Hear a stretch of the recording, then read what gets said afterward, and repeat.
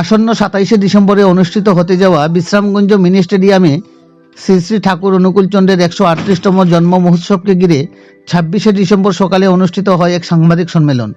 উক্ত সাংবাদিক সম্মেলনে উপস্থিত ছিলেন অনুকূল অনুগামীরা এবং এরা জানান, এবারকার জন্ম মহোৎসবকে ঘিরে 27শে ডিসেম্বর সন্ধ্যায় এক বর্ণাঢ্য শোভাযাত্রার মাধ্যমে অনুষ্ঠিত হবে গঙ্গা আনয়ন কর্মসূচি।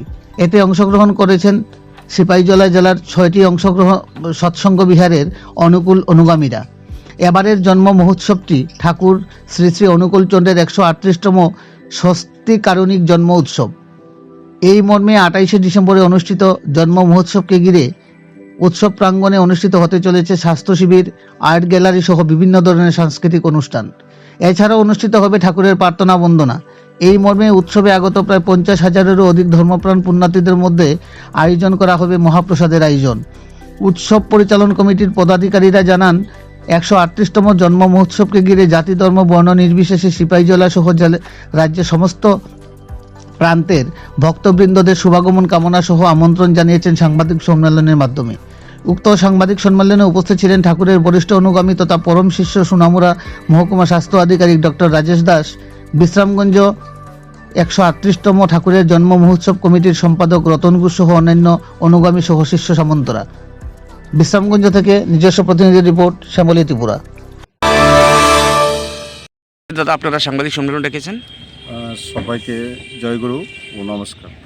আমাদের যে সৌভাগ্য, আমরা একটা বিশাল একটা ঠাকুরবাড়ি থেকে আচার্যদেবের প্রেরণায় আমরা একটা উৎসব পেয়েছি, যার উৎসবের নাম হয়েছে স্বস্তিকারণিক উৎসব।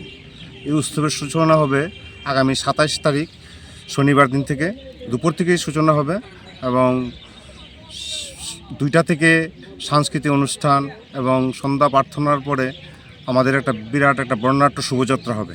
এই শোভাযাত্রা পরে শিশু শিল্পীদের দ্বারা এবং অন্যান্য ত্রিপুরা রাজ্যের স্বনামধন্য শিল্পীদের দ্বারা এখানে একটা সাংস্কৃতিক অনুষ্ঠান হবে এবং রাত্রে প্রসাদের ব্যবস্থা আছে, ভান্ডারা প্রসাদ।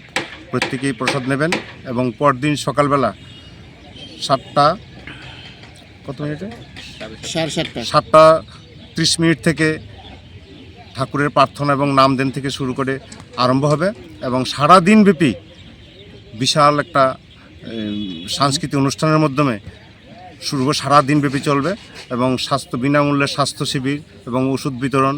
ত্রিপুরা রাজ্যের স্বনামধন্য ডাক্তাররা এখানে আসবেন এবং স্বাস্থ্য পরিষেবা দেবেন। এখানে জাতি ধর্ম বর্ণ নির্বিশেষে সকল অংশের মানুষকে আমরা আহ্বান জানাচ্ছি। শুধু বিশ্রামগঞ্জ নয়, কাঠালিয়া নয়, চরিলাম নয়, সোনামুড়া নয়, দুর্লভনারায়ণ নয়, সারা ত্রিপুরা রাজ্য থেকে প্রত্যেক ভক্তদের আমরা আহ্বান জানাচ্ছি এই উৎসবে অংশগ্রহণ করার জন্য এবং প্রসাদ গ্রহণ করার জন্য। আমাদের একটা বিশাল আয়োজন, প্রায় 40 থেকে 50,000 লোকের একটা অ্যারেঞ্জমেন্ট করেছি আমরা।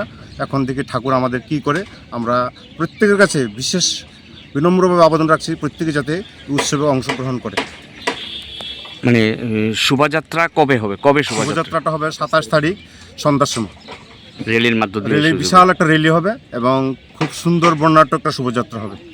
এই উৎসব কমিটির সেক্রেটারি কে? সেক্রেটারি আমি শ্রী রতন ঘোষ, আর প্রেসিডেন্ট হচ্ছেন বিশ্বজিৎ ভট্টাচার্য মহাশয়, আর কোষাধ্যক্ষ হচ্ছেন রতন দাস মহাশয়।